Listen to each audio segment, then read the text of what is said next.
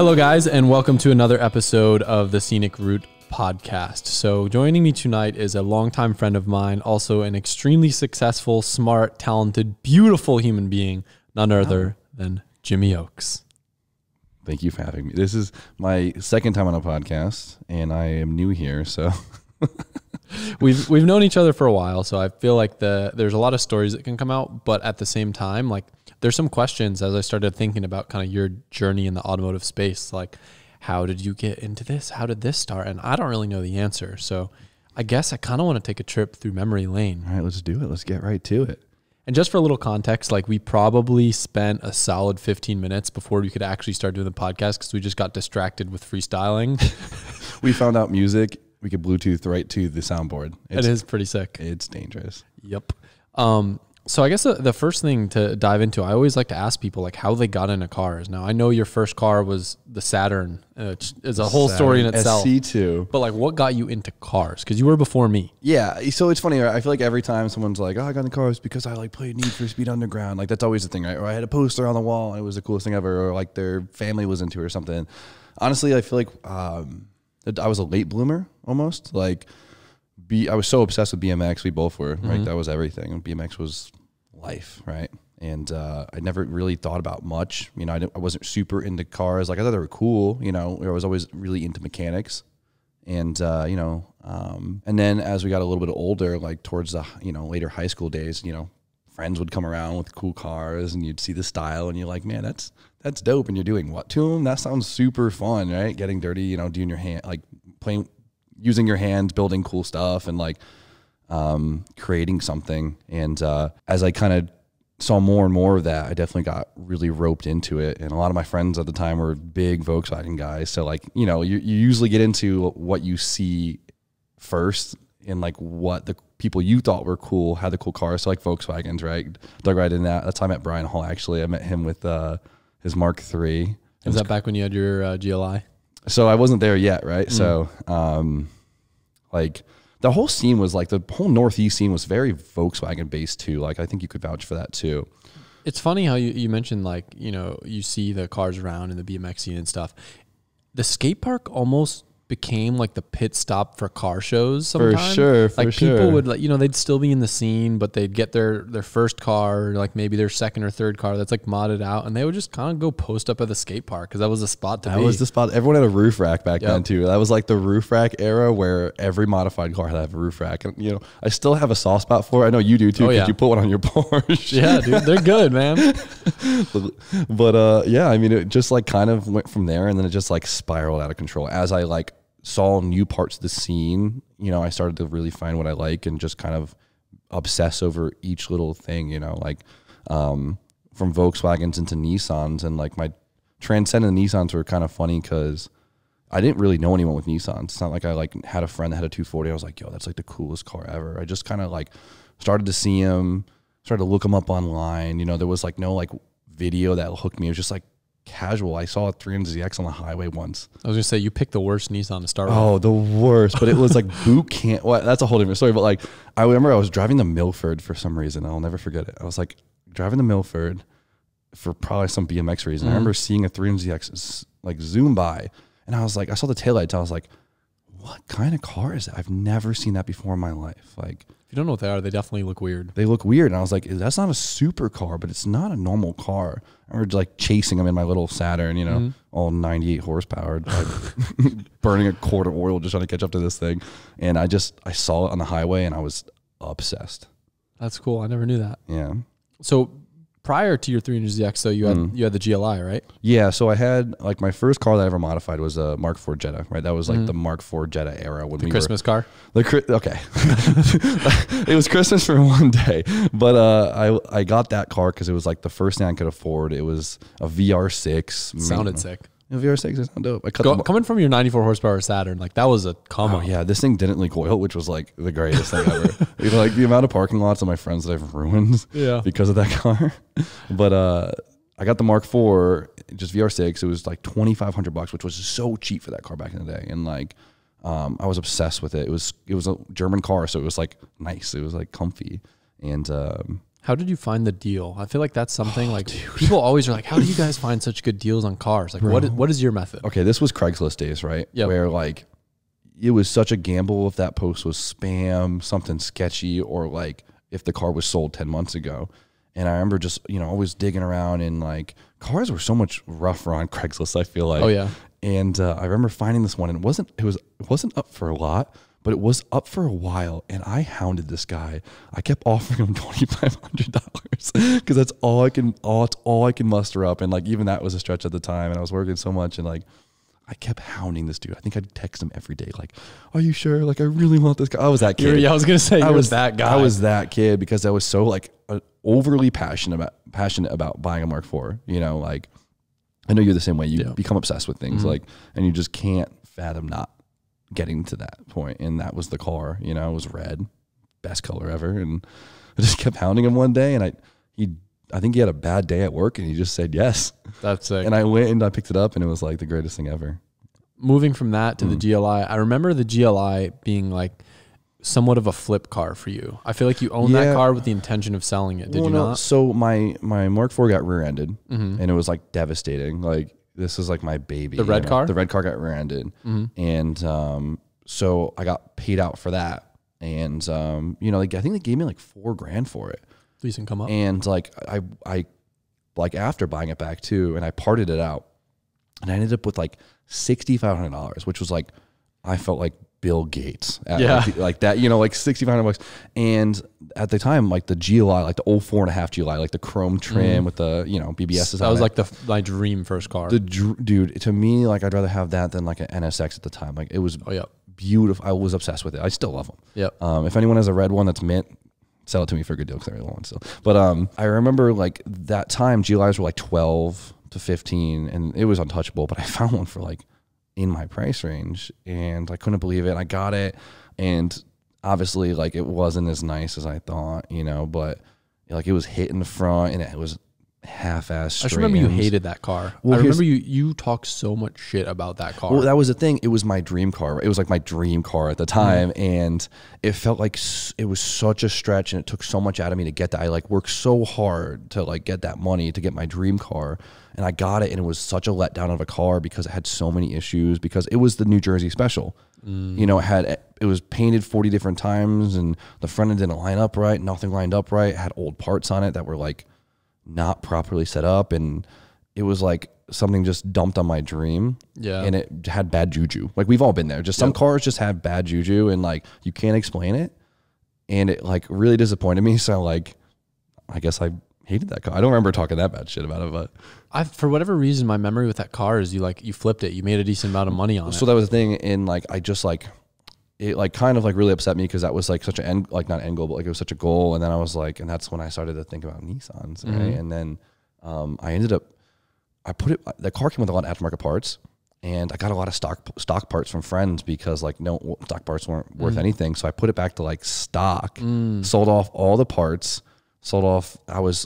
I kept flipping wheels at the time. That's why I had green wheels in my red car. Yeah. The one that no one will ever let me live it down when I have the green wheels in my red car. They were only on there for a day because I was flipping them, and it's the only wheels I owned at the time. And I like sold it, and I did good on it, and I had money, and I was like 300ZX, gotta have it. I feel like the whole flipping cars thing is a really good way for someone to kind of work their way up the totem pole of cars. And I feel like every person that I've talked to has some story about getting started flipping cars, flipping wheels. I guess in that realm of flipping things to make money and make profits, like what is the advice you would give someone if someone has $500 and they want to work their way up to $2,000? Yeah, it's flipping cars is scary, right? Because but even parts, yeah, right? parts. Wheels is a good way to start. Wheels would thing especially back then, like there was a lot of stock wheels that were like valuable. Like now, think about it, wasn't a lot of money, but at the time it was a lot of money. There was a lot of like known stock wheels that were valuable, so you would try to look to find people who didn't know what they had. Style 5s is same story. Same story. So you'd try to find people like that, and you would buy them for $250 and you'd sell them for $400. And it was such a hustle to do that, but that's $150 back then was a big deal. And then you would get like one set of wheels, you trade them for another set of wheels that were spray painted, and you strip the spray paint off, you paint them, you sell them for an extra $400 because you made them look pretty, like the green wheels. Those things, who would ever paint those things green? But I knew they were the BBS RCs at the time, which were big money. So you, boom. Yeah. And that's it. It's just, cars are expensive. They really are. And like, then you got to do whatever you can. And that's your one tool at the time, right? Yeah, I guess buy low, sell high, and just keep working your way up the totem pole. That's it. Cross your fingers. So you saw this 300CX drive down the road. Sold. What happened next? So I kind of like, the idea of like being like able to afford one was like there. It was like kind of mind blowing, right? And I looked at a bunch of them, and they were all dumpy, right? It's a 300ZX, so a lot of them weren't taken care of very well, and the ones that were very, very expensive. And I kind of ended up like somehow stumbling upon this like middle child of one where it was like pretty clean, wasn't the best thing ever. It was a little bit on my price range, but I like somehow had a lot of money at the time from I just like sold everything perfectly, and everything works out. And I was that kid that wanted to eat for a month because I wanted something, like wouldn't spend $1 on anything. And I remember because I would feed you back then. oh yeah, you definitely, the amount of dinners LZ has definitely bought My me. mom probably made you unreal. dinner more than anything. That, especially in BMX days, I was so proud. Yeah. But, yeah. LZ definitely, your mom's stir fry, fire. And the possibility of owning Z was there, and I looked at one, and it was it. And I was like, this is it. And that was the Red Sea. And I knew, all the specs about it. I knew everything about the car, but I didn't, knowing everything about the car in terms of specs and everything is different than knowing the cars, right? Like knowing the quirks of them, knowing like the things in the scene that make them the way they are and stuff. So I knew the car, but I didn't know the car. Yeah, and the VG30, I don't know how much you knew about it back then. Notoriously one of the worst engines to work on. The most complicated and complex engine bay of the time, rivaling with the 3000 GT and all that other nonsense in the 90s. I thought that was a good idea. And you decided to wire tuck the stock engine before you pulled it, did you not? Yeah, it was Big Volkswagen energy. So that was the thing, right? So like back in the day, shave bays were like the coolest thing ever. Like in the Volkswagen world, like to me, I thought it was the coolest thing ever because it's like the ultimate trial of knowing what you're doing, right?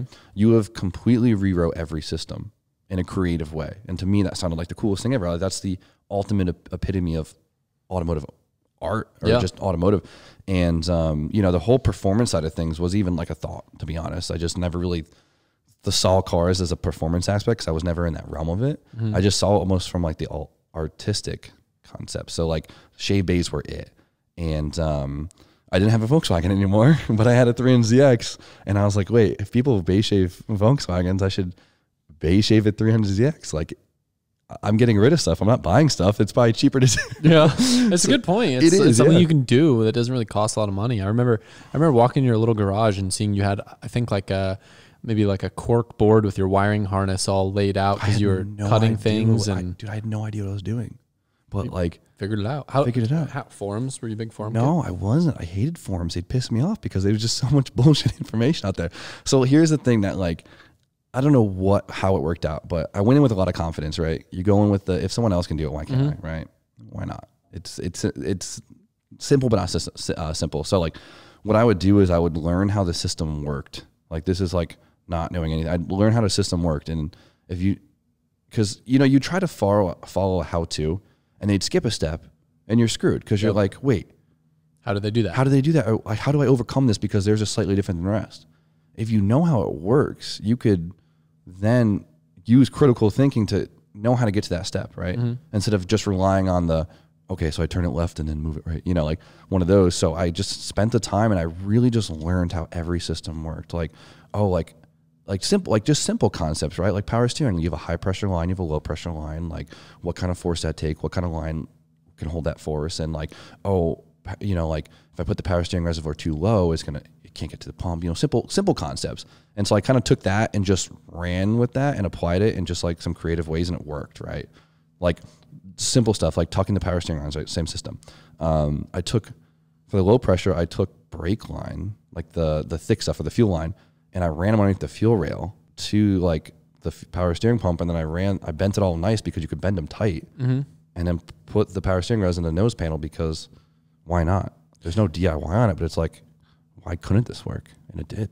I remember just hearing you talking about deleting all of these things, and I knew very little about cars at the time. I think similar era, I probably had my E46 about that time, and you'd help me install coilovers. And mind you, we knew so little that we didn't put a strut top on these Racelands. We put the spring directly. Did we? Yeah. You were supposed to take like the strut top from the stock coil. I don't even remember that. Yeah, we literally put this spring like straight to the mount. Love that. So the springs would pop. Like this is the level of car knowledge that we had at the time. Yeah, But sure. I remember hearing you talk about deleting things, and I'm like, how do you delete things from a car? I love that. I was like, how do you know that's okay? Like, how do you know it's still gonna work? Your memory is a lot better than mine. I'm pretty shocked. But that was huge to me because I'm like, dude, this guy is deleting things. Well, that was the whole thing. I would like figure out, okay, like does a system need that? Like why is it actually there? Like vacuum lines, right? Like that's always one of the most deterring things on a turbo car when you're like newer. Like I always took it from the concept of not working backwards in the sense of like, okay, can I delete this? Can I delete this? I have to keep this. I took it from what do I actually need? And so I got rid of everything and then just put in what I needed. Yeah, I guess it's a good point because if you were a forum kid, you probably would have read that you'd die if you deleted ABS, and then that ruins your whole project. Exactly, and you're freaked out.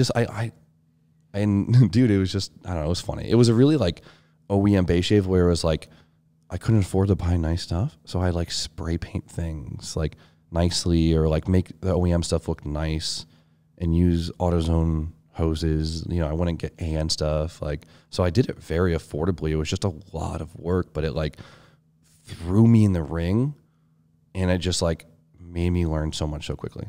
I feel like you for me, like with my 240, which I didn't even really dive into that much myself in the very early days, but I feel like more so with the 1J car that we built in my garage, like remembering being in your garage and those little things that you spray painted and the little details of those things, I feel like that's always been a really big influence for me and just building cars and like just those little attention to detail things that most people don't care about. It all adds up. Yeah. It all adds up. I do miss that where like the pre-YouTube stuff where you had a couple days to like OD and make a bracket really nice. Yep. Because now we got to produce so much. It's like, I don't have time for that. I'm going to make it look as good as I can and on to the next. But like, I miss that where you could like hyper focus on one little thing. Because back then all I had was time. Use it, you know? So did my S13 come first or did your LS come first? Your S13 came first. It came first. So story in the S13, like rewind, like a little bit about my story. I knew I wanted to drift. I'd crashed my E46 trying to drift it. Well, we thought drifting was like the coolest thing. Like we didn't know much about it in terms of like FD and like the grassroots stuff, but we just knew nothing about FD. I knew nothing about, not much in drifting. I heard it through friends stuff, but we just knew being sideways was the funnest thing to do. I saw that clip of Chelsea didn't know for drifting. I made the plunge. I was like, I have money now. I want to buy a drift car. I knew that I had a friend that knew how to work on cars. Cause for me, my biggest thing was like, I can't buy 240. I don't know how to work on cars. Yeah. So I like came up with this deal with Jimmy where it was like, look, dude, like I talked to these drifters at BC Racing. They said I need an S13 with an SR20. Like I'm going to get this car. I'm going to bring it to Connecticut and basically like, we're going to share the car. You're going to work on it. And then we're both going to drive it. Well, I remember I was in school at the time. I was like living at school and I just like wanted to get into drifting so bad, but I knew the Z wasn't the car. It just wasn't it. Yeah. And I knew I needed an S chassis. I couldn't afford it. And at the time, like you were doing pretty good. And I knew like you had the opportunity to, and I was like, I remember I was literally in my dining hall. I was talking about this before, and I remember texting you, begging you. I was like, please, you got to buy an S13. It's just like the perfect car. It's so perfect. It's so cool. And you're like, wait, really? We could do this? And I'm like, yeah, I'll come there. We'll find one. Like, I remember being so stoked about it. And then that summer, I came to Florida, and the goal was I'm not leaving until we find you an S13. Do you remember we almost didn't buy the cream car? Yeah, because it was a lot of money. And we overpaid for that so bad. I think the car was worth every dollar. It was like $6,000, but at the time that was like seven. It was $7,000. No, it was less than seven. It was fun. It was paid $7,000 for that car. $7,000 back then was so much money. But here's the thing: all we saw was hack job cars, and we knew that the time it would save us of having a solid foundation was worth a lot because you didn't have a lot of time. You were packing orders whenever you had a free moment. You were writing essays while driving cars. Like LZ is the biggest juggler I've ever seen in my life. But I can't juggle. And he can't juggle. And this dude, like, I don't even know how you did that. It was insane. But yeah, and we looked at so many. There were so many junk, and then we saw the cream one had, it was stock body, nice paint. But it had those little attention to detail things, like a painted bay, like the things that show the dude cared. Exactly. But it was simple. It was like all like affordable, like just like ISR entry level stuff. It like SR stock turbo, like it was simple, and we thought he would go down on the price. I remember we met in like a Publix parking lot. I swear we got it for 65. I remember I'm pretty like, sure we tried. No, he was like firm at 7, and then he left because he like played hardball with us. Yeah. Or maybe we were like, left. oh yeah, we left. We said like, we were way. good. And then I think he was driving away and then called us like, I'll do it for 65. Yeah, I swear that's what happened. Yeah, we turned around and we were like, yes. And then we got it, and Jimmy drove it all the way back to Connecticut for me. Dude, I'm pretty sure you didn't drive the car for the first 2 weeks you owned it. You were like pretty nervous about it. Was I? Yeah, you were pretty nervous about it. And I think you're right. I don't really remember driving it until Connecticut. I remember like clutch kicking it around some corners, having no business to do that. But you're like, that was so cool. And I was like, yes, it was so cool. And then because I didn't even do my first donut until we were like halfway to Connecticut. Yeah, and then you killed it on that one. But I remember like you were like, Adam, chill. You're gonna kill the tires, dude. We remember how you. It's so funny. It was fun. But man, yeah, you had your 335 and we had the S13. And I drove the S13 all the way chasing your 335 all the way up to CT. It was so hot out that summer. I drove the entire way in nothing but boxers. With like blown out coilovers, like a bad inner tie rod. No radio. That car now, the first thing Jimmy did was like, Adam, you're buying me a radio if I'm driving this car up. We were in Virginia, and I finally convinced him to buy a radio. We put it in Virginia. Yeah, I remember that. I remember like when I finally started putting wrenches on that car, there were so many things that were so loose and blown out. There was like a crazy mystery clunk for the first month we owned. It was like a blown shock and a blown inner. Huge tip, guys. I don't care if you know nothing about cars. If you're buying a new car, especially a drift car, jack it up, put it on jack stands, just like hit the wheel in the front and the back, up and down, like wiggle things, because you can spot an issue that can kill you before it kills you. And that's really cool if you can save your own life that way. Bolt check saves lives. Really, like mothers for bolt checking your son's drift cars, our new organization. There's coming to you soon. So I got this car because there's this drift scene up in Connecticut. Lime Rock had that cool drift track, and I was like, man. Yeah, it's when like Ready Set was doing it in the line, and I was like, well, I'm gonna get a drift car down in Florida because the cars are cleaner, no rust, and they're like cheaper.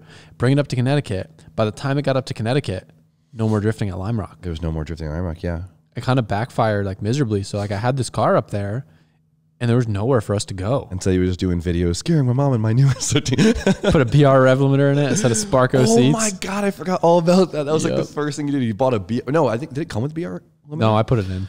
And that was such a curse of an era. So if you guys weren't around for the BR rev limiter era, it was basically this little ignition box that you would splice into your ECU, and it would like ignition cut your car so you could have a crazy limiter and spit flames and stuff. And it was two-step. It was two-step. Before standalones. We had no idea what we were doing. We spliced it into the wires. It told us.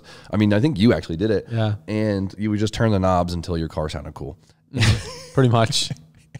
Dude, don't do that on a car with rocker arms. Oh my God, oh my God. It was fine until I was in a parking lot Washington D.C. and I threw a rocker arm in the middle of the night and I had to drive back down to Florida with my freezing toes, trying to like diag a misfire, and I'm like, we're trying to find like coil packs and like injectors. I'm changing spark plugs at AutoZone at 9 p.m. at Stay in the Zone AutoZone. Thank you. At 9 p.m. at night, dude, like freezing cold. Like I couldn't feel my toes anymore.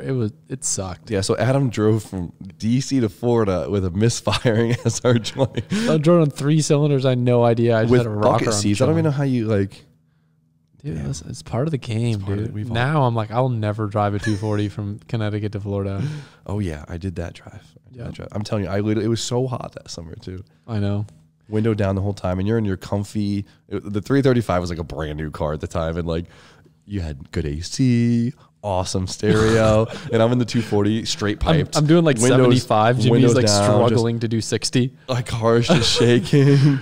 I'm literally in my boxers the entire drive because I was so hot. We would go to truck stops. And I was just walking because I was so over it. I'm just me and my boxers in the middle of truck stops. That was a good time. Yeah. So I guess the summation of that story is, there's no drifting in Connecticut. around that time, I'd started to get to know the people over at BC. Taylor had introduced me to the drift scene. And then I was like, all right, OSW just got the skid pad built for the Formula Drift pits. Now they're doing little track days there. And then I brought the car back down, and I remember going to the first OSW days. There would be like 3 or 4 cars and maybe like 10 spectators. Really? Which now is wild, because you go there and there's like 100 cars, like 1,000 spectators, and it's the same parking lot. That's funny. Yeah. Yeah, so like that's like when you started getting into drifting, that's where I kind of like I missed that era, right? Because that's when You like, had nowhere to drive. that was like when college was getting serious for me, so I wasn't around much for like those like first 2 years that you were doing it. And I just remember you'd like after every event you'd like send me your best clips, and you were just getting good. And I was like, oh Took my a God. while though. I mean, like you got good pretty quick. You're driving a lot. Like Yeah. it was cool to see. So I guess in that gap, around what time did the Horn Button project come about? Was that pre-LS or post-LS 300ZX? I think that was like in the mix of it. Like it was weird, right? When I was in school, like I was just like I always wanted like my little projects. I was so bored at school. Just like you just do work all day, just like schoolwork. Because I was going for engineering, and it was just nothing but homework. It was never ending, and I was like always trying to find little projects of doing things to keep me busy. And I remember the Horn Button thing. I don't know how I stumbled across that. I was like, I can make horn buttons in my dorm room. I have a little Cricut cutter, make stickers. I was dome epoxying them and putting them on blanks that I bought from China and stuff. And I made a bunch for like friends and stuff. And I made that like one little like sad face thing, because just a sad boy for life.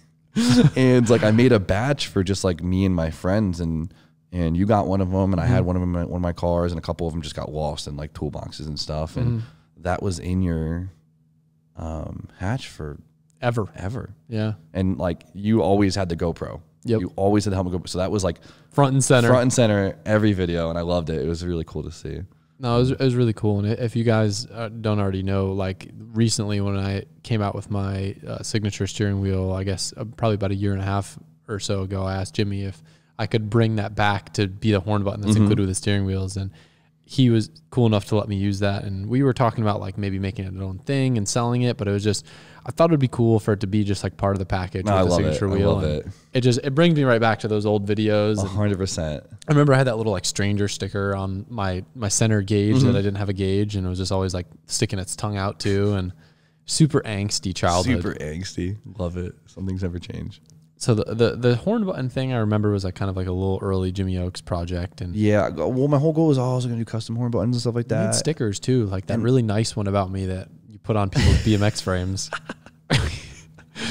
Big sticker guy. Big sticker. Well, I had like a vinyl cutter, and I was just like, you could create anything. And like vinyl stickers. Remember you would go to car shows, and it would just be booths of like the same 200 car enthusiast stickers, where it was like the baby on board and like all those like ricer stickers.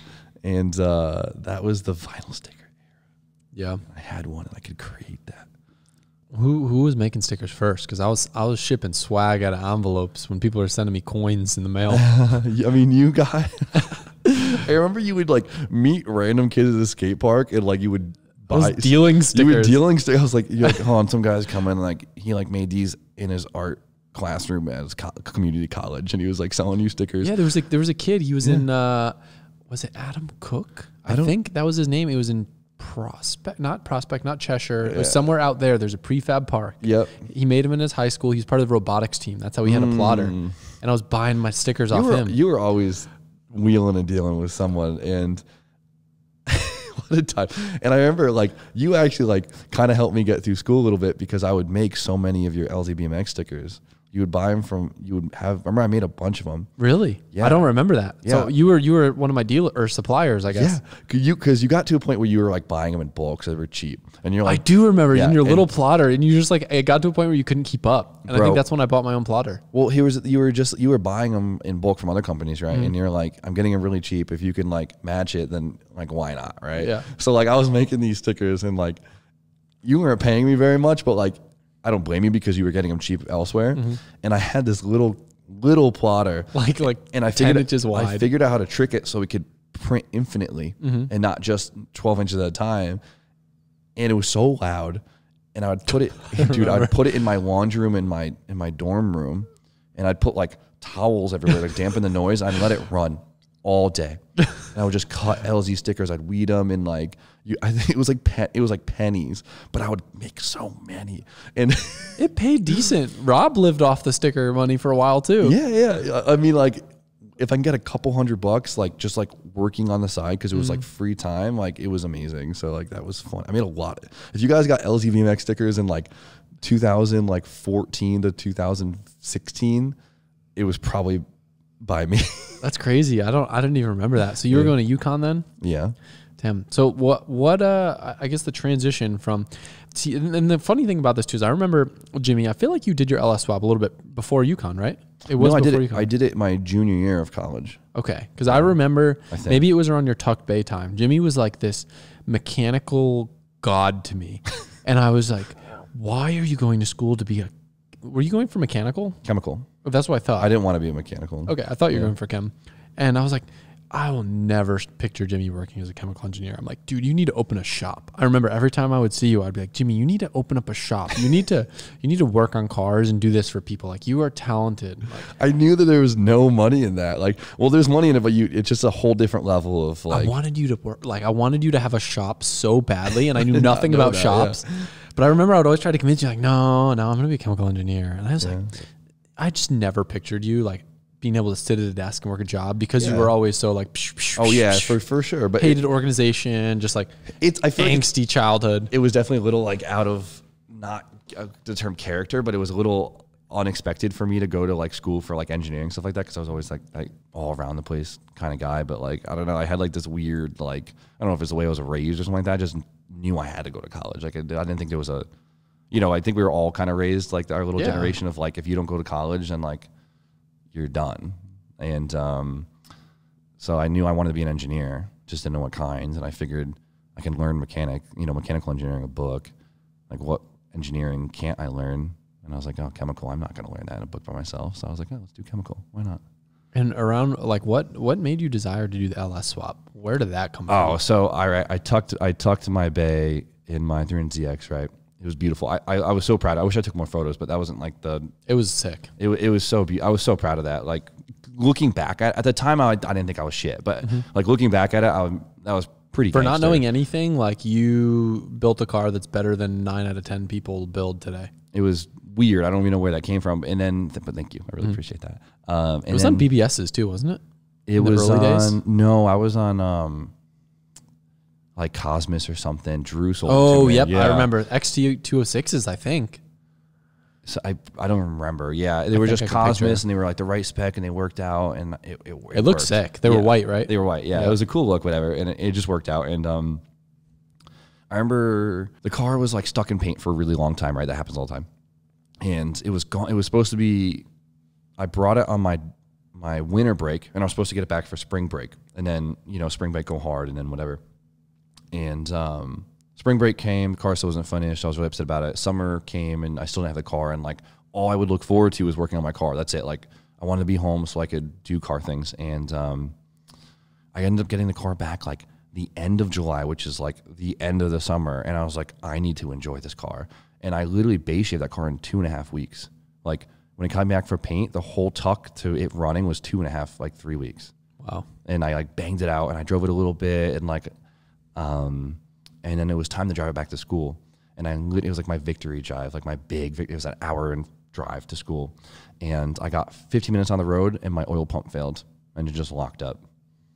Damn. It was like heartbreaking, like completely heartbreaking, because I was, I didn't have the money to afford another engine, especially, a VG30D TT and all the supporting components to it. And so I was trying to figure out, I was like, how do I get this car back on the road with, that's not a downgrade, and that's something I could afford. And the LS swap at the time was like everything. Everyone was putting LSs in everything. I mean, they still are, but it was like that time where it was like a big deal. It was way cooler back then than it is now. It was way cooler. Where like, it was like almost a K-series swap, where like every time. I thought people were engine swapping in general back then. Like, it was, if you engine swapped a car, it was like a pretty big deal. It was a huge deal. Like, if you had an engine swapped LS, it was like the big car on Instagram, right? Like, they would post it, right? And there wasn't a lot of like production parts either for a lot of these swaps, and I think that was a big thing. Like, now we have so much development, you can get an LS swap kit for almost any chassis. And not even think about it, yeah. And So yeah, LS did my research, and I literally spent all my free time at school, like in class, like spacing out, whatever, trying to figure out how I could afford this. I broke it down to the pennies, like, oh, what can I reuse, blah, blah. And somehow I managed to like afford it, right? I flipped some stuff, whatever, like cheaped down some other. I ended up buying an LS off of eBay. Like buying a motor off of eBay was such a gamble. It was an LS1, which was so much money at the time. They were like $4,000. And there was one on eBay for $2,400 shipped. And I was like, why is this so cheap? And the guy gave me some like, oh, I'm just trying new pricing and whatever. I bought it and I thought I was going to get scammed, but that's all I could do. And it showed up as mint. Sick. And then LOJ Conversions at the time just like came out with their kit for it. And I was so bad. I like begged this guy for like a sponsorship essentially. I wrote him like this long proposal, and like, if you guys are ever running for sponsorships, like now, you don't have to like make a story out of it. Just like give some like points, right? Like they want to see value. That's the biggest thing. They don't want to hear your sob story. They just want to hear how they're going to get an ROI. Exactly. They're there for the ROI. They're not there because they feel bad for you. That's really what it is. So luckily I had those points in there. It was like at that time I was like associated with you, and like my Instagram was always like somewhat decent for some reason. And like even at the time, it was probably 30,000 follows, but like back then that was a big deal. Yeah, I mean back then, like if you had 1,000 followers, like you were something special. So to have 30 times that, especially in the car Instagram world hadn't really developed to that extent yet either. Exactly. So like you had 30,000 BMX followers, but in the car world that made you like a huge player. Exactly. So I had like some leverage, and then I knew I was going to start filming because LZ was like, oh, if you're going to do the swap, you got to start filming it, blah, blah.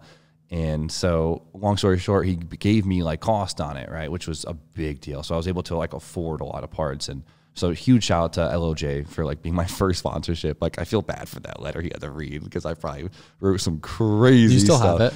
It's probably in my email, and I have to find it. I could not read that to myself. I would cringe so hard. I need to find my first BC sponsorship proposal, and we can compare. Dude, I'm like probably red right now thinking about it. But shout out to LOJ big time, because they like were such a huge part. Even Wiring Specialties, they sponsored me at the time. Really? Yeah, they sponsored me, and I probably wrote the same crazy story to them.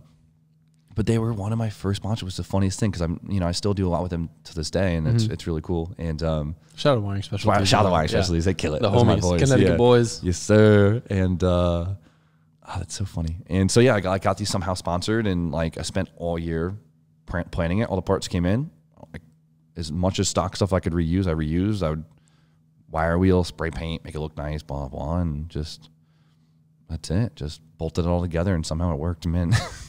I remember you were never the type of guy that like drove your cars. Like you very much enjoyed the build, and you enjoyed the process. Well, you know what this is like a funny truth. You were a little scared of the LS breaking, weren't you? So I couldn't afford for my cars to break. If my car broke, I couldn't afford to fix it, and it made me terrified to drive them, because the idea of my car not being able to run and drive, like my like mental couldn't handle that, which is like kind of funny, but it was true. I mean, I remember in a similar time frame, like my 240 would break, and I didn't know how to work on cars. So I had money, but I didn't have time because of school and everything. So I remember like when I hurt my motor the first time, or whatever was going on with it, kept overheating, I was so depressed. Yeah. Like the entirety of my happiness was like based around my car's ability to drive. So I completely understand that. It was bad. Like, so I was very selective when I drive it, or I wouldn't drive it very far. And like, because I just didn't know, because I got so far with not really knowing. Like I knew like how things worked and like mechanics, but I didn't really have the biggest grasp on like technical aspects of cars. And so like my confidence wasn't super high in things just working. Yeah, and so I guess I didn't drive it that often. But I mean, you built a car that did run, it did drive, everything worked. Everything worked. It looked great. It stayed cool. My first test drive, literally my first test drive with it, I didn't touch it for 2 years. That's like, those of you that are listening to this that have built cars know how wild that is. Like, it was insane. To this day, with like a team of like really experienced dudes, like there's still issues that you have on every car. Everything. It's inevitable. There's something, a boost leak, a oil leak, this something leak. Dumb, yeah. Always something. Like whether it's your fault, not your fault. Jimmy didn't get lucky. He was born with talent. Oh my God. Let me go red. But that car was just cool. It just worked. Like I mean, I wasn't drifting. I wasn't like putting it to like the test. I was just a street car, but I was very proud of that. But I think it was like until I like put new heads and stuff on it, was like I think like I ended up putting like new heads on it and stuff like a few years ago. And that was the first time I touched it after the first like test drive. Wow. It was weird. It's funny. So we were super close. We were filming a lot of BMX stuff together. You were coming down to Florida. We did the S13 thing. And then around that time that you did the LSZ, I feel like we kind of not split, but like we grew a little bit more distant. Yeah. And that's around the time I feel like you really started with the whole YouTube thing, documenting the LS build project. Yeah. And So, I mean, this part of the story, I don't know. I don't know what happened in that time period when you decided to start doing YouTube, and like when you graduated and didn't go into the field, like that period of your life, I don't understand. It's such a weird, like, I hate to admit it, but it's such a gray area of my life too. Like, I don't remember a lot of the small details, and I don't even know why, but like, so the LSZ swap videos, right? Everyone, I've been around since the LSZ swap, like for the OGs, and like you kept telling me to film it, right? Because it's about to be this big thing, and you should film it at the time, blah blah. And Josh James Bulker was telling me the same things, right? My YouTube buddies, and I never was interested in the idea of YouTube. It just like you were kind of too cool for it. If I'm not gonna lie, it wasn't a too cool thing. It was just like I didn't get it. It's not that I didn't get it. I still have this issue where I don't see like internet people as real. It's like, I feel like at the time you were too cool for it. It wasn't a cool thing. You might have thought that. I really think that you thought you were, because you thought I was cool. I feel like you probably talked a little bit of shit about YouTube at some point. At some point, maybe not about me, maybe about other people. So I was like, it was that weird area where like people were getting known for being YouTube. So I just didn't get it. Like I didn't have a desire. I really had no desire to do it. I feel like there was a point too where like you kind of, I don't want to say you were getting annoyed, but like people always knew you as like the dude from the Adam LZ videos. Yeah. And it definitely was like a little bit annoying. It was all right. I mean, it didn't bother me as much as you might think. I mean, you made those stickers. If we need to, that was a friend group thing that got out of hand. just for context, because I keep bringing this up, Jimmy made these stickers that said "fuck Adam LZ," and like it wasn't a BMX thing. It was like fine. It was whatever. But he gave them to this dude that like didn't like me. Mike Johnson, right? So Mike Johnson started LZ doesn't always mixes up the story, and because his brain has it locked in. So so Mike used to make all my stickers first. Mike Johnson made all my stickers. Shout out Mike Johnson. I miss that kid. Mike Johnson hates me. Yeah. But he was making all my stickers at the time because he was the first one to get a vinyl cutter, and I thought it was the coolest thing ever. Right? We make the goofiest stickers, and we just put them on street signs and stuff. It was just weird, but whatever. Just being a teenager, and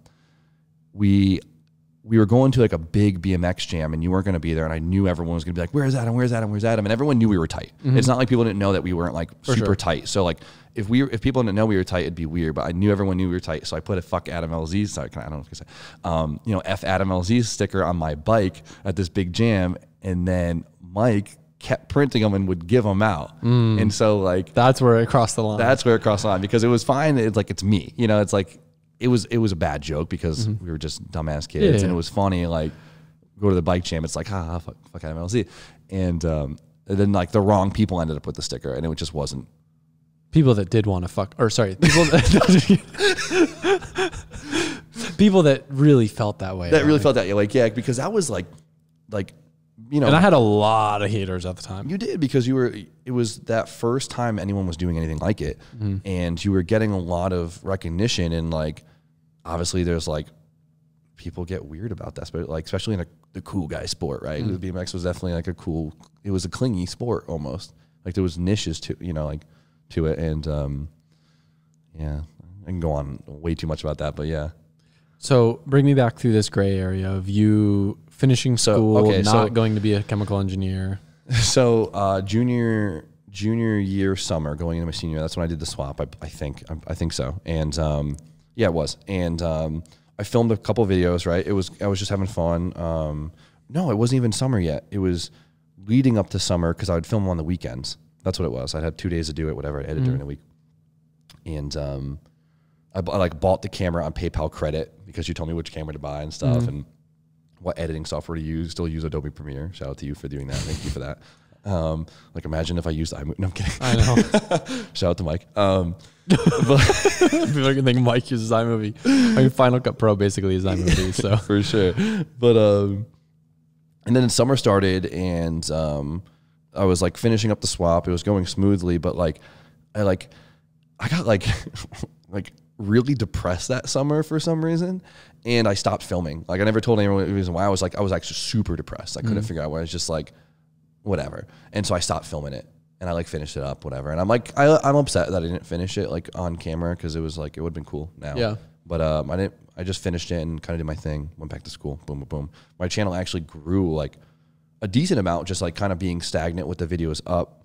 And, you know, everyone's like, I'll post more videos. And I was like, I have no interest. Like, I really didn't, like, it didn't do anything for me. Like, it was really cool to engage with people, but it was just not something I actually really cared for.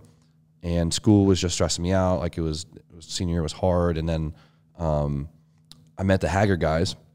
We met them by just basically, I never even heard of Haggard Garage at this point. Like, they were local to me. You told me one day, you're like, hey, there's these guys that do car stuff around here, Haggard Garage. You know how I first found out about them, right? The elevator thing? Yeah. So I remember they had I don't know how I found it, but they had a video stopping escalators in the Waterbury Mall. And I was like, the Waterbury Mall? I like grew up in the Waterbury Mall. My sister worked there, and like I spent more time there as a kid than I did in my own house. And I was like, why are these YouTube car people in the Waterbury Mall? But who makes YouTube videos in Waterbury? So like this was me and Jimmy's stomping ground, or so it felt like at the time. Like we would go street ride BMX. And YouTube was such a small world at the time. For something to be known on YouTube, you're like, wait, what? Like, and then Adam hit me. He was in town one time, and you had your S13, and you're like, hey, I'm gonna go down to a town over with these guys that do car stuff. You want to come with me? And I was like, sure. Let's go. Like, why not? I literally knew nothing about him. And we show up. Wait, this was before you had your Wallingford shop, right? Yeah. That's how I got my Wallingford shop. So we could talk about the whole Haggard story, but like. Because that cul-de-sac, is that the cul-de-sac that later became the cul-de-sac that your shop's in? Yes. I just now realized that. Yeah. I remember pushing that Miata that wasn't registered. While being chased by police sorry, not police. No, it was police. Angry gym people calling the police. That's a police gym. In the parking lot of what future became your current shop. Yeah. I never made that connection. Yeah, it's crazy. So we show up, and there's just a bunch of dudes and a bunch of really haggard Miatas. They had a truck and a 2-car trailer, and I'm like, what are these? Like, what is happening? I've never seen anything like this in my life. And like, we're gonna go street drifting. I'm like, okay, let's go. I had my S13. I think we were in my S13, my coupe. We went in that parking lot, right? And I'm like, cool, let's go street drifting. Like, all right, we're gonna load up. And I'm like, what do you mean you're gonna load up? And they literally just threw 2 Miatas in this enclosed trailer, which was like a 1.5-car trailer, but it could fit 2 Miatas. And they were towing it behind the van too. Was it the van? It was the van, because I remember like, how are they gonna? It was a 2-car trailer getting towed behind the van. And I'll give props to Ryan. He could whip that freaking thing. He was not scared to go anywhere. We go about back. He made some turns that I was impressed with. That's why I remember the van. Yeah, zero panic. And we were just like driving around this town that we weren't super familiar with at the time. I was a town I worked in for a long time, but I wasn't super familiar. And we're just like trying to find parking lots and stuff to like do clutch kicks. Yep. And we would like find parking lots. They'd unload the Miatas in like 4 seconds. They had like quick release straps or something. And we'd do like one donut, and people would come running and yelling at us. Because you can't really get away with much in CT, at least like in certain areas. And I was just like, what is it was a special day. It was a special. I was so just like, what is this? And then and then like from that day on, I remember like I ended up like, I think like Cam DM me, or like Orion or time, like we DM'd each other a few times, and I'd come home every weekend from school because I hated being at school. Like it was only like an hour and a half away, but I just like, I was a car guy, and like car guys just don't go to college. Like it's just like a different, like, you know what I'm saying? Like it's just like, all my friends were home.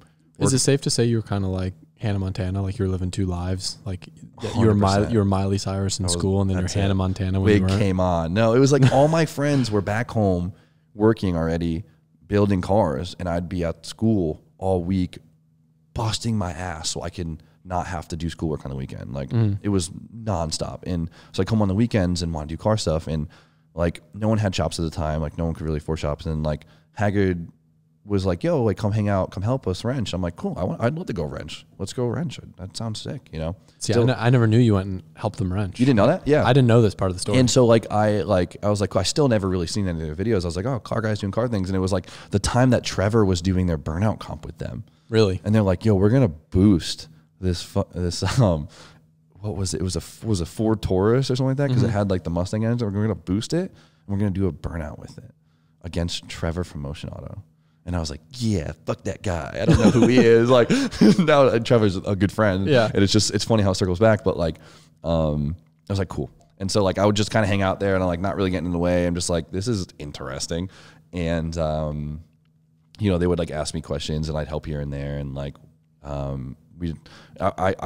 hung out with them like every once in a while. And then like and then I brought like two of my other friends down there to hang out, just whatever. And then we became friends. And then I was talking about wanting to get a shop, like how badly I wanted a shop. Because like a car guy getting your first shop is like this, it's like buying your first house. Yep. It's super exciting. It's like, especially with your friends, it's like the dream of every local like car group. It's just to get your own shop together. And Orion was like, yo, like he proposed to me. He's like, I'll get another bay because I had a couple bays under my name, and you know I'll just store one car in there, and you guys can handle the rent. And I was like, sold, right? So Ryan was actually cool enough to kind of like get us the lease there, and then that like you know that ended up being my shop, and I'd work with them, and they'd be next door, and like so you know we were like in the universe, right? And then it kind of spiraled into this thing where like maybe I saw the camera then, you know, every time I was there, I saw the camera because they was filming. I was like, you know, you should vlog in, Yeah, you know, it sounds kind of cool. Whatever. And then that summer came, I graduated, and I had a really bad year, just a really, really bad year. And, you know, I was in my car accident, and it like, you know, messed my body up, but also messed my head up pretty bad, you know? Like, I didn't think I'd ever be able to ride BMX again. And like, though I wasn't riding avidly, it still was like heartbreaking. Yeah. You know, and like, I was already our angsty ass dude anyways, and like it was bad. And like so I graduated and I was like, you know what, like I'm gonna take the summer off. I don't want to get a job. I can't get a job right now. I need this time for me. And I was just filming and we were having a good time, you know, and Drew was there, Jip was there, all the guys were there, Don, whatever. We were just goofing around, and it was like working. And I wasn't making a lot of money. I wasn't making shit for money, but like I was making enough money that it felt like a job, even though I would have been making, you know, way more as an engineer. But like, I was like, wow, this kind of works. And I like, you get kind of tunnel vision with it, right? Like, yeah. You know how it is. You just like, you with the YouTube stuff, you just focus on the next day, and eventually it just kind of spiraled. And it was just like this, and I just never stopped. That's crazy how why do you think, someone asked this, why do all these YouTubers come from Connecticut? What's the thing? What is it about Connecticut? It's funny because like I don't think there was any like underlining trigger. It's almost like a crazy coincidence, right? And I don't know. Is it the type of energy that goes Connecticut? Is it because we've all interlinked with each other at this point? Like, I mean, mind you, I'm sure there's like people that come from other states. People just probably think of it. But like when I think about automotive YouTube on the East Coast, maybe I'm biased, but I think of Connecticut. Yeah, no, it's true. I mean, we've kind of built this cool little, and now it's a friend group. You know, but I think one thing that's helpful too is, you know, I'll give Haggard props. Like there's some negatives, but they helped other people grow. For sure. They put some people on the map, and sure. It created this diffusion of. See, the thing is, like, I feel like I'll never want to, like, there's a lot of negativity behind them. There's a lot of positivity, and like, it's really easy to talk about the negative. And like, you know, they're young. They were young. They're still young guys. And I think it was a group of friends that just like kind of was put in a position very quickly with an image, and it just kind of like spiraled, right? And well, that's a whole nother story, but whatever. But they definitely opened up a world, which is really cool. I think the better answer is it's something in the pizza. It's something in the pizza. Mm-hmm. That's why. Are you a Pepe's or a Sally guy? I haven't been to Sally's. Neither have I. I just eat Pepe's. It's so good. I mean, yeah, Pepe's is good, but like I was a big Carmenuccio's boy. Yeah, so if you're ever in Cheshire, Connecticut, Pop's Pizza, do it. Tell them I sent you. They won't even know what you're saying. If you're like, yo, Jimmy sent me, they'd be like, who? But I go there all the time. It's so good. So you're a fresh Chemi, Yeah. as they refer to the chemical engineers. You graduate college. You're now a full-time YouTuber with your shop. with a bachelor's degree in chemical engineering. What was the transition of when you went from a solo dude making YouTube videos to starting to have people work for you? So it was funny, right? Because like for me, there was like no big break. It was like this steady, slow growth, and there was so many points. And like a lot of people always kind of like throw it back at me, where like we'd have Q&As, and I'm like, dude, I can't do this anymore. And to be honest, I don't even know how I did it for so long in the position I was in, because I could have easily just gotten a job and like done that. But it just like it was one of those things, you just kept doing it, and you just don't think about it. And eventually, like over the last 4 years, it's just like gotten to a point steadily where I need help, and I'm able to have help, and it's fun, you know, like we did the merch stuff and like bringing the merch on. I was able to hire RJ, which RJ is both of our longtime friend. RJ bought your first t-shirt. He was my first customer ever. Bought my first t-shirt, and he helped me do my first ever mod on my first car. The Airbox. We went to AutoZone. I love that. True story. I think it was like in the middle of a skate park session. You're like, Wallingford Bike Barn. We were at Wallingford Bike Barn, and he was like, dude, you need an intake for your car. Okay, hold on. Side note, RJ was the first car guy. He was a car guy before we were car guys. I want to give the props to him. He had a legacy. No. He had an Integra. It was a dope Integra. It was a nice car. It was sick. I remember he got second gear rubber going over the train tracks. I think he had like a carbon fiber hood and hatch and stuff. Yep. Like, he was like working at the car wash. When I was at Woodward and I knew nothing about my car, he was in my cabin. That's when I first met him, and he was telling me to get these parts for my car, and you're just like, shut up. it was him and this other kid who's now like a 240 guy, Jeffrey McDonough. As most old BMX kids are. Jeff and RJ were like, Heavy, you need to do this to your BMW. You need to do this. Oh, it's so funny. So anyway, RJ, so that first move to hiring someone, that's a pivotal moment in anyone's business journey. Terrifying. What was that like? Tell me about it. Talk to me. What was your concerns? What worked? What didn't work? Now we're going to talk business. Okay. Yeah. This is what the podcast is supposed to be about, but we had to get there. Okay? For sure. My bad. I didn't know that. We just... It's okay. Yeah. No, it's cool. I'm like reliving a little bit of my childhood through this. So hiring someone for it still feels so new, but like hiring some scary, right? Because you're like, I was kind of like, RJ, hey, you want to quit your job and like work for me and do this and all that? And like RJ made decent money. Like and he'd been helping us too at his old job. Like he had kind of been selling us parts. I remember about CTSV calipers. Yeah. Like he was heavily involved with us. For sure. RJ's always been a great friend. He's one of my like longest friends, most consistent friend. Mm-hmm. He's always been around. He was in my first LS Swap video. That's what's, the first one. I think it was his birthday that we filmed it. And, I just knew like I needed someone, and RJ was like the one guy I can think of because I wanted a friend, right? I wasn't in a position to like just hire some random person, cross my fingers, but I knew RJ was kind of like our dad friend. Like he was always the most strategic. Like RJ's like very like he has a booklet, like that kind of guy. And so I was like, that's the guy I need. And RJ truly, I always knew had my best intentions in mind, which is rare. It's a rare thing these days. And so it was like, boom, hire RJ. And I proposed it to him. I was like, hey, how much to quit your job? Like how much can I pay you a week? Because I didn't know like what someone's like what you're supposed to pay someone under the table and whatever and stuff like that. And he gave me a number, and I was like, okay, I think I can make that work. Let's make it work. Boom, hired RJ. And what did he do for you? And then so I already had like I tried doing the merch thing by myself because I was working with like third-party companies, and I really didn't like it, and it wasn't really working out. And I just don't think it was like. I might have not been on, because it does work out well for some people, but I wasn't on the right path. And I was like, you pushed me heavily. I always advised everyone, and like I think Tanner Fox is probably one of the biggest examples of this. So it's very daunting to handle your own merch when there's these turnkey companies that will do it for you. But I always advise people to do it themselves, to at bare minimum learn what things cost, what it takes to do it, so you don't get screwed over. Exactly. Because a lot of these third-party companies would be like just feeding on the profits of your company. Like, for sure. It's hard because like you sell like 400 shirts, right? It's a lot of shirts. Say you like, and a company would write you like a $500 check, and you're just like, Yeah. and you work so hard to sell all the shirts, and you could tell a lot of people invested money in you by buying said 400 shirts, and you're like, it almost felt weird that like people were investing so much money in you and you only got so little of it. You couldn't do enough with it. Yep.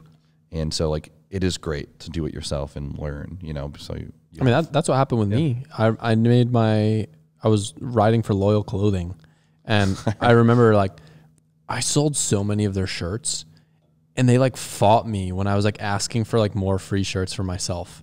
Like I would just get declined when I would ask for more clothes, and I was like, man, this sucks. I remember I thought that was the coolest thing ever when you got sponsored by like a random. Yeah, it was cool, and like I think they sent me a frame, so that was pretty cool. Yeah, They like made a one-off frame, so that was a whole weird thing. But I remember being at Wallingford Bike Barn. I think RJ saw the shirt as well, like my first High Hops Low Cars shirt. I like paid this Mike Johnson. Mike Johnson did it. Yeah, and then he made the design. And someone vectorized it, right? I think. Yeah, he didn't vectorize it. So he made the design, which I later found out he like ripped off some forum that some other guy drew. So I like wound up having to like pay that guy or no way. Yeah. Anyway, but it was a cool design, and then I couldn't do anything with it because none of the printers would touch it. So then I had this other kid in my high school, Kevin Keene. I had him vectorize it.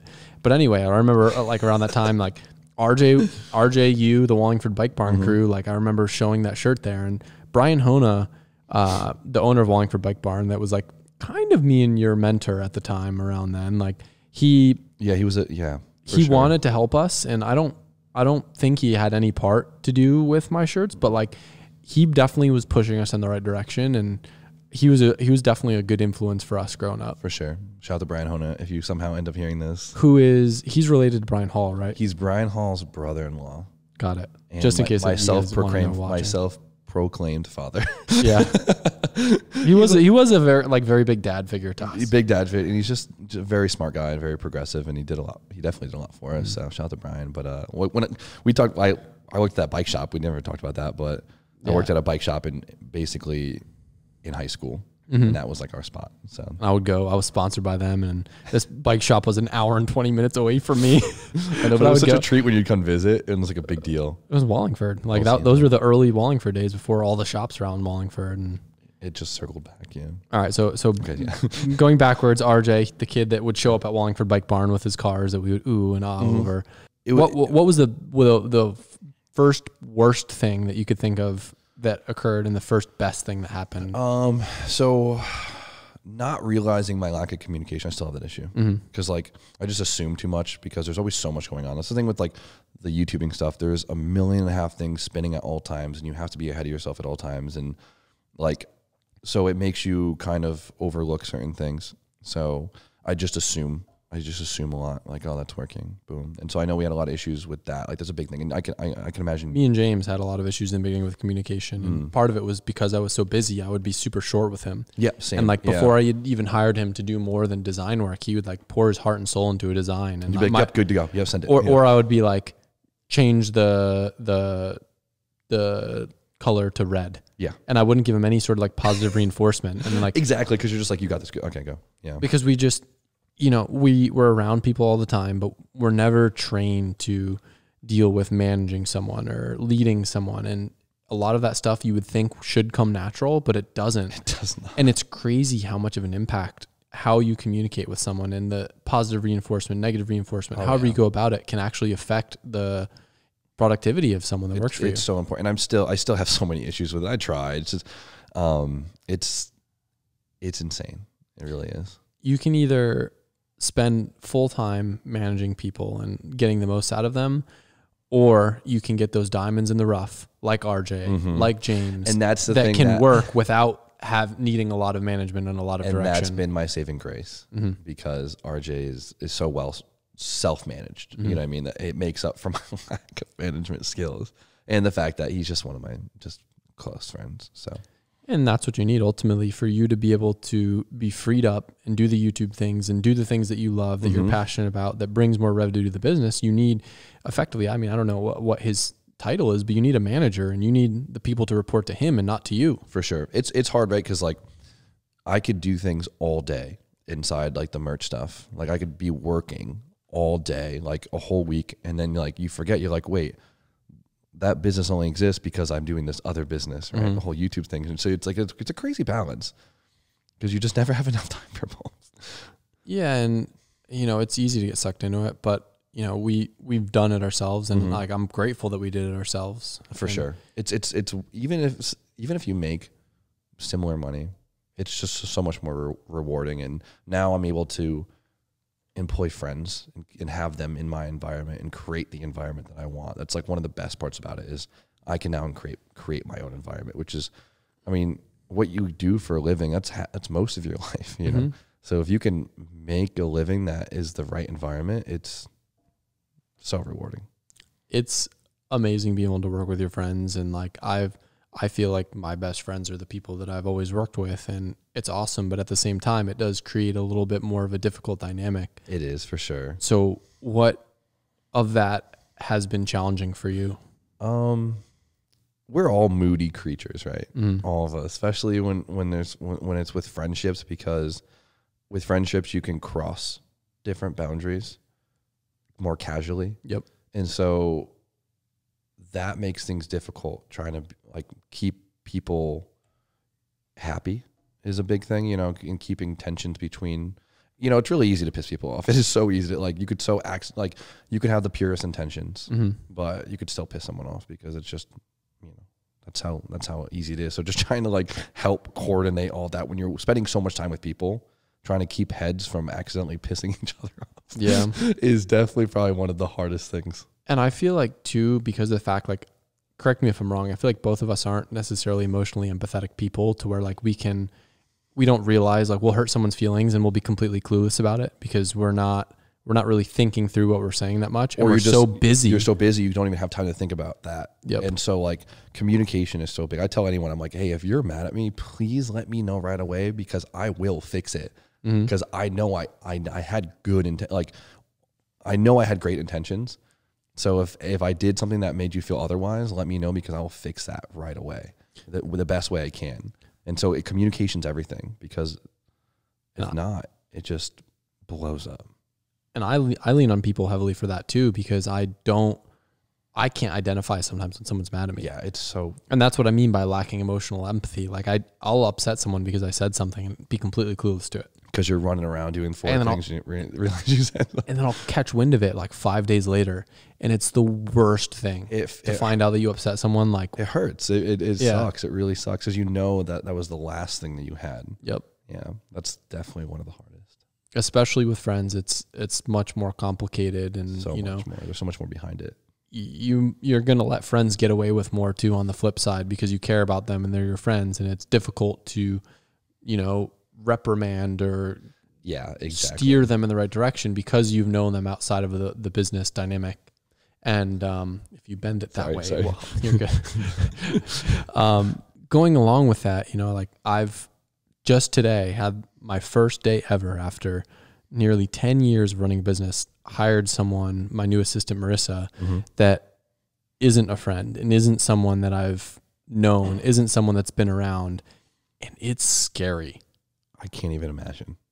Like, she's not scary. No, I know, but and it's not a scary procedure, but like, it's so much easier. Like my biggest advice, you know, I went through this with Colette recently with Nick, is try it before you buy it, right? Yeah. Bring someone on for a project, have them hang around, have them help. Like she was so worried about having a filmer, having a mechanic. Cause it's like, oh, if I don't vibe well with them, then I'm stuck. They might move out here. So I'm like, yo, work with them and like have them come for a week and work on a project for you. And if it works, great. Most of the people in my life that work for me, like that's how it started. James was a graphic designer. Johan came to help me after hours.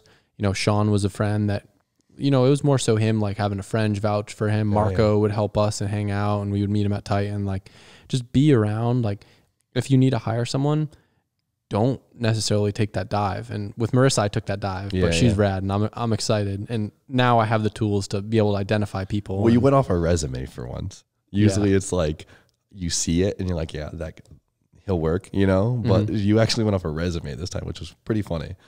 And through that, so like I've never really done anything with resumes. I remember I used to need to make them when I was in business college. Yeah, and they would teach you how much can you stretch out this one thing. If you were to apply to a company, what do you think would be the most important thing of your resume?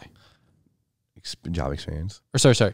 not necessarily your resume, but your application for a job. Because I'll tell you exactly what it is. Like me, for the first time ever being in the employer seat, I can just tell you in like a second what the one thing everyone was missing. I won't even know.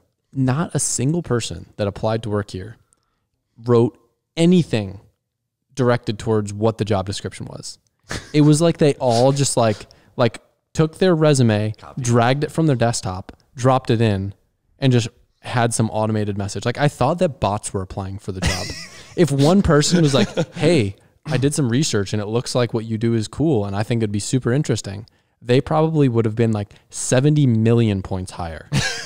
But not a single person did that. Because did it make you just feel generic? Like they were just applying for the sake of having a job? Yeah. Like it literally went from I want to hire people. I value people. Like people are more important to me than anything. Like I like to think, even though this isn't a family business, like we're like a family and I treat it like a family business. I'm not trying to scale. I'm not trying to have random people. Like I just want to have my core crew and I just want to kill it and be effective and whatever. So to have this sea of just sameness, just firing resumes. I remember printing like 100 resumes and it's like, I was going through them and there was not a single one that stood out to me. Just generic what they teach you in school, like stretch out what you did at your summer vacation job where. No, I mean, they were great resumes. Yeah, but like, you know what I mean? But like. It was just nothing really felt that applicable. And Marissa, like her resume stood out just because she had a lot of experience and things that could be connected to here. Like not anything automotive, but just like, stuff with managing property that made connections here and stuff with running a business and social media and merchandise, like all these things that I could see being applicable. And I leaned on my sister, who's like a real estate mogul, like super badass. I need to get my sister on podcast because no one knows she even exists. My sister down here, and she's the craziest human being ever. I've only ever heard you. Have you met her? I think I've like shooken hands with her in passing, but I've only ever heard you rave on about her. So I talked to her and like, I had a business coach and he was like, lean on people around you that know what's up. And like, cause I was so overwhelmed with this resume and she went through them for me. And Marissa was a huge person that she highlighted because she identified a bunch of stuff that I wouldn't. Yeah. Sorry, I didn't mean to hijack the conversation. No, it's cool. I like to hear. Yeah. I'm super excited. This is also great background information for people listening, right? Because this is a big part of. And I don't know if she'll be on the channel. Like maybe she is at this point, maybe she isn't. Yeah, like maybe I'll never post about it, and this will be the only time they hear about it. Hopefully now it allows you to be on the channel more. Yeah, no, and that's the purpose, right? Thing, like exactly. when you hire people, you're trying to free yourself up to do what you're best at, and to put people in place that can work autonomously and not need to be micromanaged, and you to not micromanage them is the biggest challenge. Do you find yourself micromanaging or like being too involved sometimes when you don't need to be? Yeah, definitely for sure. But it's, and that's the thing with being a new, I guess, employer, right? Is just trying to figure out how to create bigger paths so you don't have to like guide the little things, right? Yep. And also too, I feel like just, sometimes you can do something better than someone else and you're like, just give it to me. But like to just lean on them and let them figure it out and not intervene, but like they kind of need to do that to learn can be a challenge. For sure. What do you think, like today's state, your business, the people that work with you, the people that are around, what do you think your biggest challenge is? My biggest challenge, that's how I feel like, I'm a big people pleaser. Like I always have been. It's just like whatever. And, I just feel like keeping everyone happy is hard, right? Just a lot of people doing a lot of things at once together all the time always creates tension. So just making sure everyone's happy and like things are flowing efficiently and like the right communication, because like we talked about, communication's everything. And just making sure all of that working comfortably is probably one of the biggest challenges. I mean, that was my biggest thing that I dealt with last year. And being YouTube people and being on camera, if the environment and the mood isn't right, you're not going to film. No, it's so you're not going to go make a video because in a normal job, you just push through. Yeah, you just push. You can have your gloomy Monday, just sit at your desk, whatever, get over it, go home, be happy. But that doesn't work on video. No, does not work. You can't have your gloomy Monday. You can't be in your mood because you just want to get through the day. You have to. And you're a lot happier now than you used to be. Because I remember in the early days of Jimmy YouTube, I remember I used to come visit you, And our morning drive, we'd stop at Dunkin', and he would just be, he'd be so miserable. And then you pull out the camera, you're like, "Hi, That's a little dramatic. It was but super extreme in the beginning. Now you're like that all the time. You're a happy person. But in the beginning, it's you were always just that. Because it was just a Connecticut thing. It was rainy, and I also was not in a angsty. position where I wanted to be. Yeah. I really wasn't. I knew that like the potential to be in the position I want to be was there, but I just was not. And like, especially like coming out of college, feeling like you're at zero again. It was just a weird feeling. Yeah, you know. But you made it work. we made it work. You're here. You got a bunch I'm of on the LZ or the Scenic Route. Or is it Scenic Route? yeah. You're on the Scenic Route. I'm on the Adam Scenic LZ. Route podcast. You I made it. made it, Mom. I hope you're listening. So you now have a few different facets of your business. You have YouTube. Yep. You have car part sales, Big Link ECU dealer, gold Big plaque, Link, yep. Top slinging five. them ECUs. Slang it up. Yeah. Selling Nardies, selling clothes. You got a merch side of your business. You've got now a rap group, Jimmy Main Jimmy Main. and crew, Jimmy Main and gang. Jimmy Main and gang. Yep. And then you have the tuning aspect, which is kind of, I don't want to say the last subject, but the last big topic I want to dive into. So you're this guy. You're this guy. You had an engine. You swapped the engine. You drove it. Yeah. Didn't really do much with it. Yeah. At what point did you decide, hey, I want to take these engines and I want to start playing with the VE? I mean, okay, well, here's the thing, right? Like being a car guy, I feel like the ultimate thing is tuning, right? It just sounds so magical and so gangster. Like it's just so cool. Like going back to like the Shea Bay stuff, just wanting to like do everything. You wanted to be King Cock. I wanted to learn it all. Like I hate when there's mysteries with car, right? I hate when I look at a car and I'm like, I don't know how that works. It just pisses me off. I'm just like, why? Like, and so like tuning was that last bit, right? And it always seems like a mystery to everyone. It's like, how do I get into it, right? Do I just plug a laptop into a car radio and I can get into the computer? And I just did not understand it because there's not a lot of good information out there unless like you're really digging for it. But also like just no desire to dig into forums and do all that. So, you know, we met, you know, like Jack Cecil from HP Logic. And You met Jack before Jamie? so I knew of Jamie, right? I knew of Jamie, I knew of Derek, but I didn't really know them. And we met Jack just through like Tommy going down there, whatever. And Jack was tuning and like, it was the first time I was like around it. And I was like, whoa, you know, like he's just doing this. Damn. And like, I was kind of like, you know, poking my head in there, like, what are you doing? You know, and Jack's like, go away. And like, no, he's not. Jack's amazing. And I was like, oh, okay. And that was like my first introduction to standalone. And then I was like, this is just a thing. And then I met Justin. It's probably jumping all over the place because it's just a jumble, but and a lot happened at once and it worked out. Justin from Morpheus or Morfab now, and he did a lot of standalone stuff too. And he was a really close friend at the time. He was helping out a lot. Justin was a huge shout out to Justin if you're listening to this. Justin and Jamie shared a shop at one point, did they not? They did back in the day. Yeah, it's a tight. You know, it's all connected. So like everything. And Justin's a great guy. He's amazing, and he kind of like introduced me to my first standalone, which was like Nismotronic, right? Which was a modified stock ECU. So it worked as a standalone, but it was still a stock ECU. And he showed me the insides of it and like gave me the rundown, right? Because he knew that I knew how, you know, the mechanics of everything, but like he was able to like not give me the form answer. He was able to give me the like, yeah, it's just this, you know, like, ooh, okay, cool. And I took that and kind of ran with it.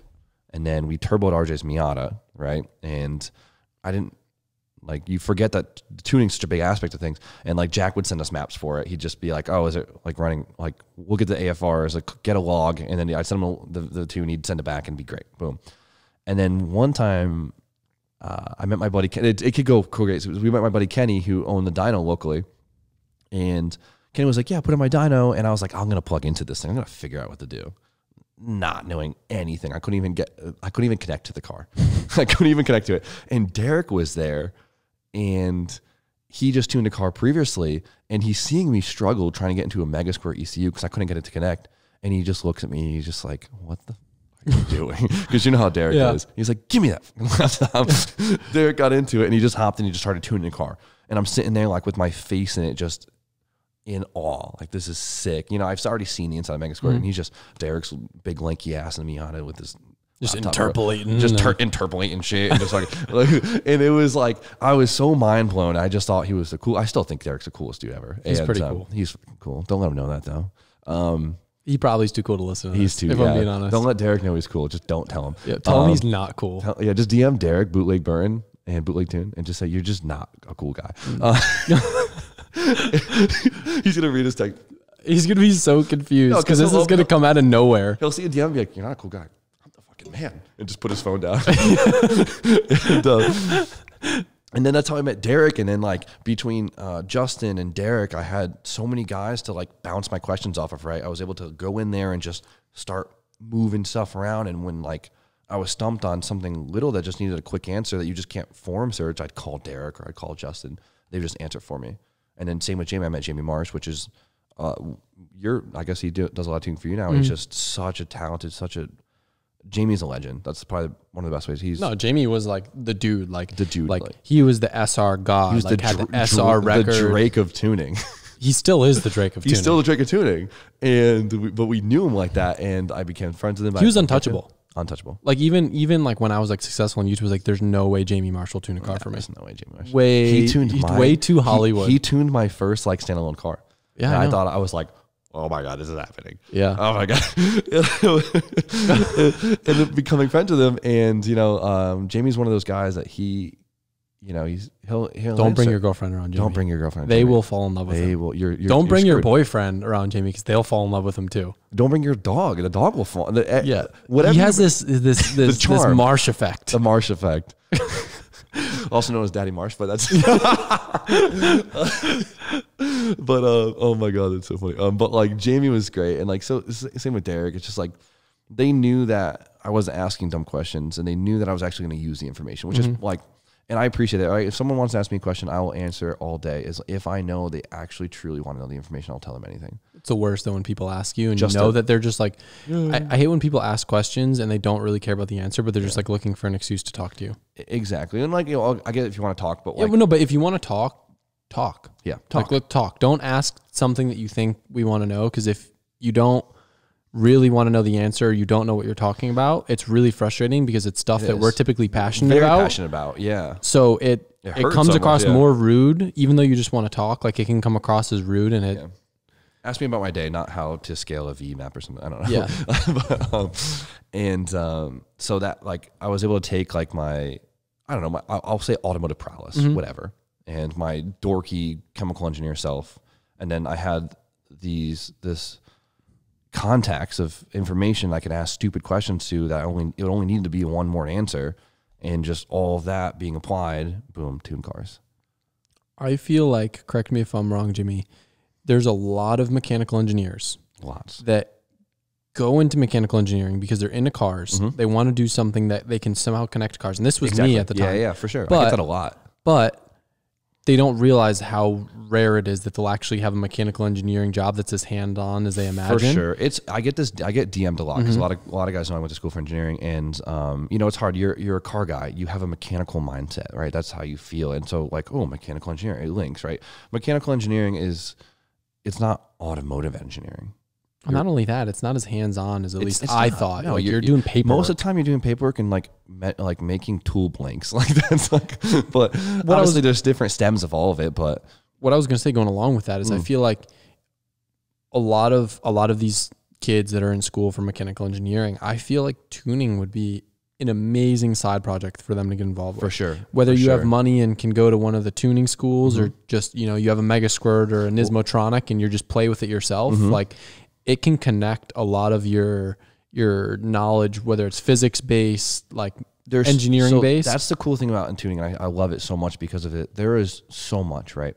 You can so here's the thing with tuning, right? And I don't want to ramble on too much, but there's so much to tuning, but you can also get very far with this little knowledge, right? There's levels to it, right? And like, just like anything else, there's the curve of not knowing a lot. So you think you're the man. And then once you start to know a lot, you realize you don't know shit. That like typical map they always show. And it's how tuning is. And you could always dive deeper, and it's super intuitive, and if you you would, I know you would be obsessed with tuning if you had the wish I had time. time. Yeah, exactly. Yeah, because I know how your mind is, and you would be obsessed with it. I know enough to troubleshoot, and I know enough to like clean stuff up, but I also like not having the responsibility.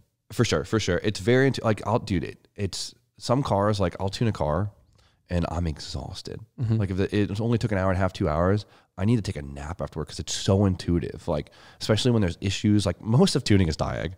And just to go along with kind of what he said right there, you know, he said an hour and a half, 2 hours. If anyone tunes your car in 10 to 15 minutes or does like 2 or 3 pulls, red flag. Yeah, I would say an average tune is 2 to 4. Yeah. Like 2 hours if your car's dialed, 4 hours if you had some hiccups. Right? And if they don't want to like help you dial in drivability, or they just like kind of load a map and clean up a few things, also not usually the best scenario. And unless they're just flashing every situation. Yeah, unless they're flashing a stock ECU and stuff like that. If it's like a strategy and they flash a map on that they know is just going to work, or it's scenario. Like, I don't want to like write every tuner, or it's like a simple car, like a turbo me out of it. But if you got a standalone and you have like a turbo car that's not just a factory ECU with like a little flash on it, like it's worth spending an extra $500 for someone's going to take their time and like actually dial in all the maps and all the tables and find all the nuances. Because it's weird too, right? There's a lot of tuning where like I know I'm jumping all over the place with it, but like I always say there's peak horsepower isn't your end goal, right? Because everyone's just like, oh, you got car tune, how much power do you make? That's not the question. It's what does your power curve look like, right? I mean, you know my first experience with Jamie, right? He transformed my Skyline. Yeah. My R32 felt like dog shit. It was, you know, not a lot of low end, and then it just kind of like hit up top. It had that number. And you got that number and you're like, oh cool, it makes peak power, boom. And he played with the VCT and he played with, you know, timing. Down low and mid range, slam the gate shut and then let it phase out, slammed it shut up top. Did all of these things that like, even though the car made a very similar peak horsepower number, the mid range, it was making like another like 150, 200 horsepower. So the driving experience was infinitely different. And that's the whole thing. And I always try to like rave about that in like videos when I do tuning stuff. It's like, don't think about that number. Think about how that graph looks, right? Yep. And see how you can optimize that, right? Because, you know, it takes a couple pulls and you know your peak number, but trying to get those efficiency points is everything. And that's what really like Derek and Jamie are both tuners that are very adamant about that. And you know, and if you're traction limited, a nice linear curve, great. We love a nice linear power graph. Flat line torque, linear torque. But then there's always also situations that will cause you to adjust your power band, like, you know, keeping your engine together if it's like a stock motor. Or if, you know, your head's inefficient and you're going to have a rollover. It's all planning ahead. And that's why there's so much to tuning where there's a lot of setups you could just slap together, slap a startup calibration from Haltech and clean up the VE, and that'll get you pretty far. Moral of the story, I feel like a lot of you mechanical engineers listening to this, if you're going to school for mechanical engineering, you probably have enough money for a standalone, or you probably have a car. Buy a cheap car that you can play with. Just play with it, because I know that you probably want to be doing something with cars. And correct me if I'm wrong, Jimmy, there's a massive shortage of knowledgeable tuners. There's quite a bit. But that's also what the scary thing is. There's also a lot of tuners that have gotten really far on this. And that's like I was saying before, knowing little can get you very far if you're lucky in tuning. And that's what's also dangerous about it. But I would love to see, even though, you know, the future of the industry is like a little bit questionable right now. Especially with the EV stuff. Yeah, I know. But I would love to see more people doing what you did and more people screwing around with tuning cars, because I've worked with a lot of tuners, and there are very few that I've worked with that I would trust tuning cars that like know that extra level. For sure. And put that extra care in. And there's people that didn't know that extra level, and like I got by, the car's fine, it's not going to blow up. But when you drive a lot of cars, when you're experienced enough to know and spot nuances in maps, it's night and day difference. For sure. It's like driving a car how it's designed stock versus driving something that just like has all these weird nuances that you have to drive around. Exactly. So I guess to wrap this up, we're about an hour and a half in. And oh, wow. Yeah, no, there's a lot of really good stuff. Also, probably got a lot of questions. Where's a good foundation to learn how to tune? HP Academy. I don't even plug it. No, I agree. HP Academy. It's fantastic. People ask me all the time. I actually have like a code that like gives me kickback, but I don't even know what it is. Just go to HP Academy and and learn how to, it will give you the foundations. Like I was saying before, like bringing back an hour ago about Shave Bay, learn how it works first. Then you can learn how to manipulate it. And they go through the process teaching you how it all works. So don't skip it. E85 is your best friend. And E85 will save your ass when it comes to tuning. It will save your engine. It will save your ass. It'll save your wallet, a lot of things. If you're questionable about learning how to tune, just put on ethanol. And then it's pretty hard to mess it up. There's a lot more room for error. Yeah. Tuning on, if you're from California and you're trying to tune on 91 pump gas, I'm sorry. Dude, I was so anti-ethanol at first. So was I. And the second I made the dive to ethanol, I don't remember what it was, but I remember I lost a wastegate line. And I know now, like, if I didn't put my car on ethanol, I would have blew my engine up. For sure. I remember every time I touch my car, you're like, is it on ethanol yet? Yeah. And I'm like, dude, there's no ethanol pumps around here. I was like, I don't even know where I'm at right now. It's just, once you know more about tuning, it's like, why would you not put on ethanol? Oh my God. Yeah. So to wrap this up, we talked about a lot. Someone comes up to you at a car meet. Jimmy, blah, blah, blah, blah, blah, blah, blah, blah. 3 pieces of advice for that person. Just 3 pieces of advice. The biggest things that you've learned on your journey that you would tell that person, whether they're trying to start a business, whether they're trying to build a car, get into tuning, whatever it is. The 3 biggest things, biggest pieces of advice you can give them. Things maybe you struggled with, things that you know a lot of people ask. I know you get a lot of questions. Oh man, on the spot like that. First off, do what you want to do. Don't do just because you think it's different or cool. Doing what you want to do always goes farther, because when you do what you want to do, you always add your own touch to it, which always makes it unique. If I can add to that too, I literally tell people the same thing, but flip it. If you try to do what you think people want you to do, you're never, first off, you're not going to be happy. Yeah. Second off, you're not going to actually appeal to those people because you're not authentic. But if you focus on yourself and your one little niche, you're going to really kill it with those other people that are just like you. Yeah. That's for sure. All right, number 1. Number 1. Oh man. Number 2. Think about people coming up to you at car meets. Yeah. They're asking you questions. They're asking you for advice. People sending you DMs. We talked about tuning. Okay. We talked about tuning, and you gave a little bit of advice there. What about on the car build side? Jimmy, I'm building XYZ. What advice do you have for me? Be confident, but don't be cocky. Absorb. Be a sponge. Be a sponge and go in with confidence, because you could do it. I mean, that's it. Like if someone else can do it, you could do it. I truly think everyone's intelligent. Like I really think highly of just people in general. Like I never thought, like this is kind of funny concept, but I didn't think I was that smart growing up. Like, and then like, I was just like, wait, I could do this. And then I was able to do cool stuff, right? Just, you could do it.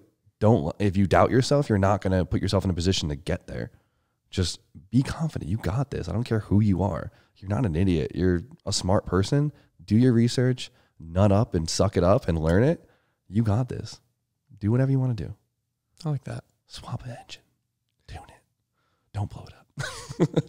So number 3, someone's talking to you now about a business. They have a business idea. Yep.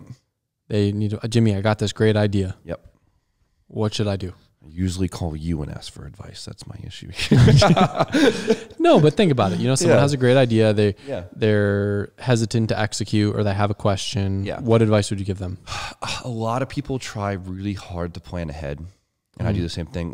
It prevents you from almost making initial moves, because you always feel this need to have all your ducks in a row before you even set sail.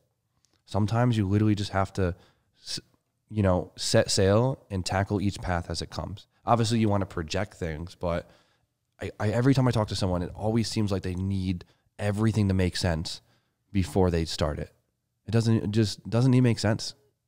To ad-lib to that one too. So the first one that you said that I ad-libbed, that was like one of my big 3 pieces of advice was right in line with it. This one, it is, but again, like my explanation behind it's a little bit different. Yeah.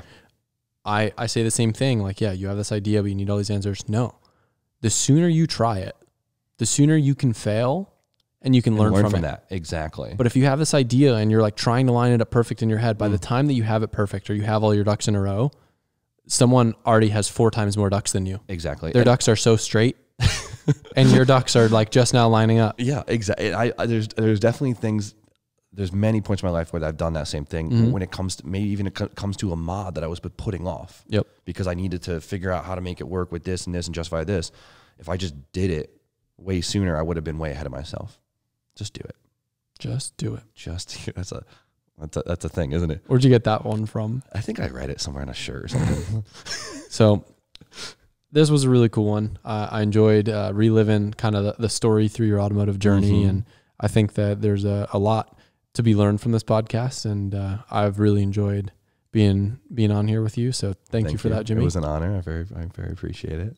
I hope you guys enjoyed listening to it. This has been one of my favorite episodes of the Scenic Route podcast. And if you want to find any more about Jimmy Oakes, you can find him at his YouTube channel, Jimmy Oakes.